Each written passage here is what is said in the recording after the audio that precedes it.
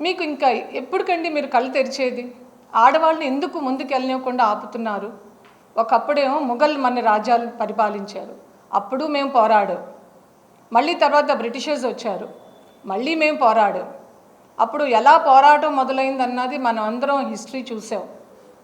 అప్పుడే 1857లోనే మీ అందరికీ తెలిసిన విషయమే, first freedom women fighter Lakshmibai.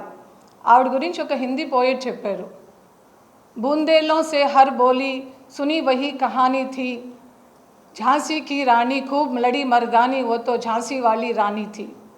అంటే అప్పుడు కూడా ఉమెన్ బ్రిటిషర్స్ని ఎదుర్కోవడానికి మగవాళ్ళతో సమానంగా పోరాడారు.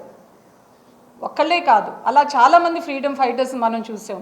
అటు నార్త్లోనే కానివ్వండి, కాశ్మీర్లో, ఇటు సౌత్లోనే చెన్నమ్మ అన్న చూడండి, రుద్రమ్మ, అలాంటి బోల్డ్ అండ్ ఫ్రీడమ్ ఫైటర్స్ని మనం చూసాం. అయినా సరే మీకు బుద్ధి రాదా? ఎంతకాలం అని మమ్మల్ని అట్లా ఆపేసి, ఎంతకాలం అని మమ్మల్ని సప్రెస్ చేద్దామని చూస్తున్నారు?